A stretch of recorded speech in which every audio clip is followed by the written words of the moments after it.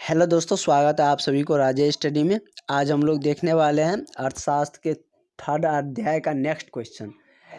इससे पहले हम बहुत सारे क्वेश्चन देख चुके थे। इसमें हम लोग ये जानने वाले हैं कि वस्तु विनिमय प्रणाली में क्या क्या कठिनाइयाँ आती थी, क्योंकि वस्तु विनिमय प्रणाली के बारे में हम बता चुके हैं, बहुत ही डिटेल्स में बताए थे।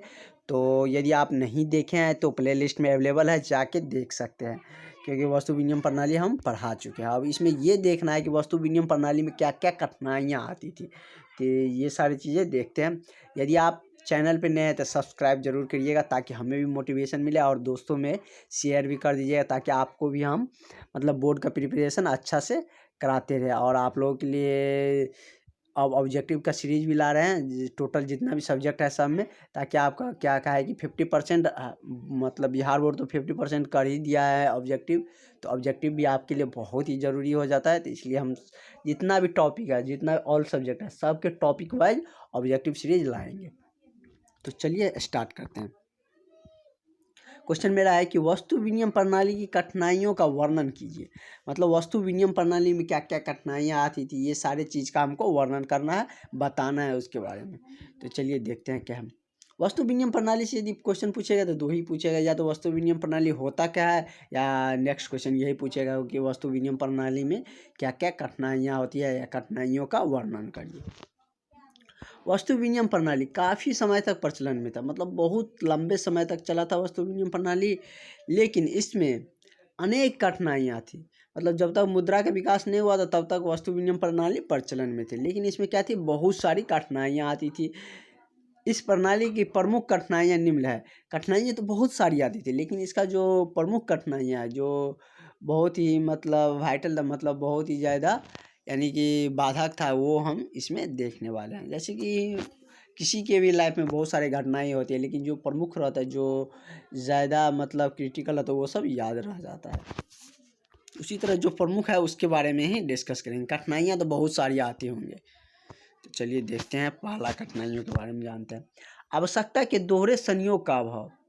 पहला कठिनाइयाँ है कि आवश्यकता के दोहरे संयोग का अभाव बहुत कम मिलता था। इसका मतलब क्या हुआ कि जैसे हमको गेहूं का ज़रूरत है और मेरे पास चावल है, तो हम किसको चावल ले और किससे गेहूं ले, ऐसे संयोग बहुत कम बार ही मिलता था। जैसे हमको गेहूं का ज़रूरत है, मेरे पास चावल ज़्यादा है, और सामने वाला को नहीं ज़रूरत है। यदि हम उससे हम गेहूं लेना चाहेंगे, तो हमसे अधिक मात्रा में जो चावल लेगा, मांगेगा, क्योंकि हमको ज़रूरत है, उसको ज़रूरत नहीं है। यदि ज़रूरत उसको भी रहता चावल का था, तो जितना मूल्य होता उतना पे कंप्रोमाइज़ हो जाता, लेकिन दोहरा संयोग बहुत कम मिल पाता था। ये वस्तु विनिमय प्रणाली क्या थी, एक बहुत बड़ी कठिनाइयाँ थी। चलिए देखते हैं। वस्तु विनिमय प्रणाली यह एक महत्वपूर्ण कठिनाइयाँ थी। वस्तु विनिमय प्रणाली की आवश्यकता के दोहरे संयोग बहुत बड़ी कठिनाइयाँ थी। आवश्यकता के दोहरे संयोग का अर्थ है कि किसी एक ज़रूरत दूसरे ज़रूरत से मेल खा जाए, एक ज़रूरत का चीज़ दूसरे ज़रूरत के वस्तु से मेल खा जाए। जैसे गेहूं के बदले चावल का खरीदारी हो, लेकिन ऐसा कम ही बार संयोग होता था कि एक ही ज़रूरत दूसरे से मेल खा जाए। आपको तो बता ही दिया एग्जाम्पल में कि ज़रूरत दूसरे से मेल खा जाए, ऐसा कम ही बार होता था। तो ये क्या था, इसका ड्रॉबैक था, एक बहुत बड़ी कठिनाइयाँ थी। तो नेक्स्ट पॉइंट, सेकेंड पॉइंट देखते हैं। क्योंकि ये लॉन्ग क्वेश्चन है, इसलिए हमको ज़्यादा लिखना भी पड़ा इसमें। चलिए ये सेकेंड पॉइंट देखते हैं। मूल्य के समान मापक का अभाव। मूल्य के समान मापने उसका एग्जैक्ट मूल्य पता लगाना भी कठिनाइयाँ होती थी वस्तु विनिमय प्रणाली में।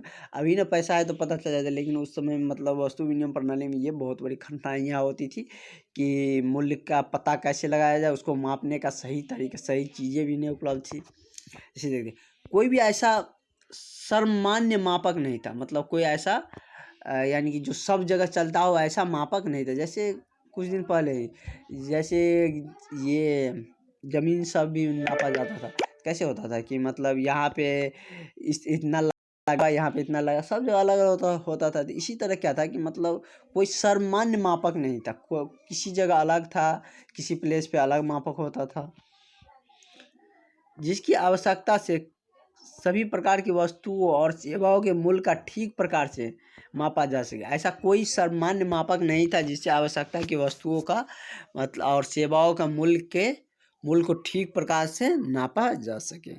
जैसे 1 किलो चावल के बदले कितना दूध दिया जाए, मतलब ऐसा कोई मापक ही नहीं था कि हम 1 किलो चावल देंगे तो दूध वाला हमको कितना दूध देगा। अभी तो मुद्रा आ गया है तो पता चल जाता है कि इतना रुपये लीटर है, इतना रुपया तो ले लो।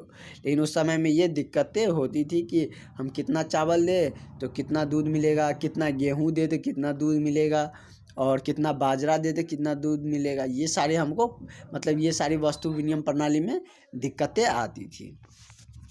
थर्ड पॉइंट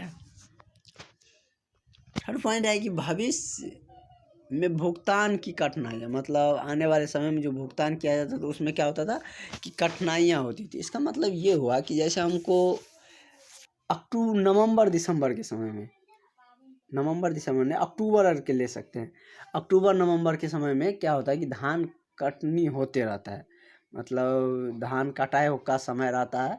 तो उस समय में बहुत ज़्यादा लोग हम देखते हैं गांव में भी कि क्या होता है कि चावल सड़ गया रहता है।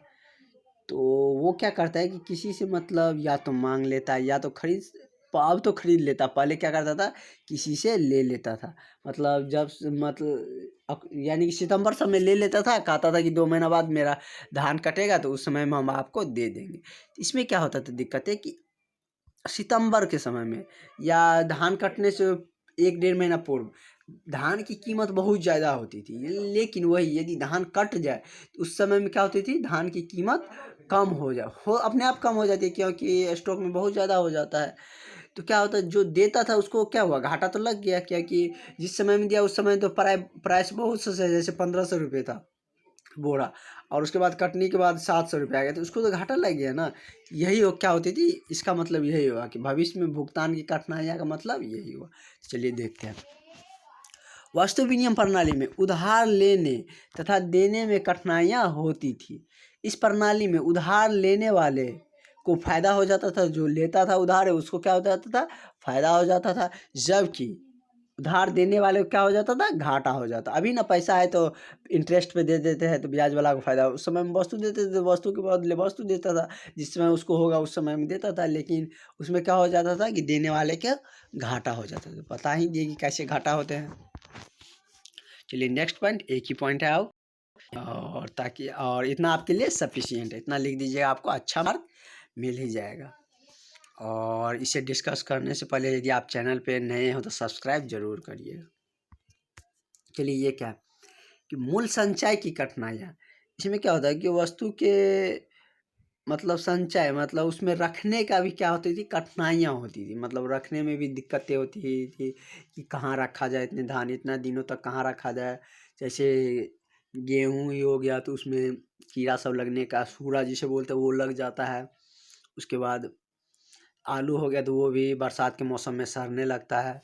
ये सारी कठिनाइयाँ होती थी, यानी कि मूल्य संचय की कठिनाइयाँ, रखने की कठिनाइयाँ होती थी। वस्तु विनिमय प्रणाली के अंतर्गत मूल्य अथवा धन को संचय कार्य कठिन है, मतलब उसको रखना मतलब कठिन होता था, कैसे रखा जाए, कहाँ रखा जाए। संग्रह के लिए अधिक स्थान की जरूरत पड़ती थी। स्वाभाविक इसलिए है कि ज़्यादा धान या गेहूँ रखेंगे तो उसमें ज़्यादा स्थान की ज़रूरत पड़ेगी, और जो चीज़ में रखेंगे उसके भी आवश्यकता पड़ेगी। इसके अतिरिक्त वस्तु नाशवान होती थी, मतलब क्या, वस्तु का नाश हो जाता, मतलब क्या, खराब होने लगता था। जैसे धान ही यदि ऐसे ही रख दिया जाए तो वो भी खराब होने लगता है, गेहूं का ऐसे रखा जाए तो वो भी खराब होने लगती है। तो इसमें क्या होती थी, वस्तु की नाशवान होती थी, मतलब वो खराब होने लगती थी। जैसे दूध, मछली, मिठाई आदि ये सारी चीज़, ये सारी तो होगी। इस सब को भी यदि अच्छा से नहीं रखा जाए तो ये सब क्या हो जाते थे, खराब हो जाती। दूध उस समय में तो मतलब ये फ्रिज वगैरह था नहीं, तो दूध को रखा कैसे जाए, मतलब और उतना डेवलप ही नहीं था। तो जितना आज दूध हुआ उसको ख़त्म ही करना पड़ता था। मछली सबको भी यदि आज जितना मारा गया उसको ख़त्म, चाहे कम में बेचना पड़े या जैसे सेलिंग करना पड़े, उसको ख़त्म करना ही होता था। तो चलिए आज के लिए इतना ही। Thank you for watching. यदि आप चैनल पर नए हो तो सब्सक्राइब जरूर करिए। Thank you.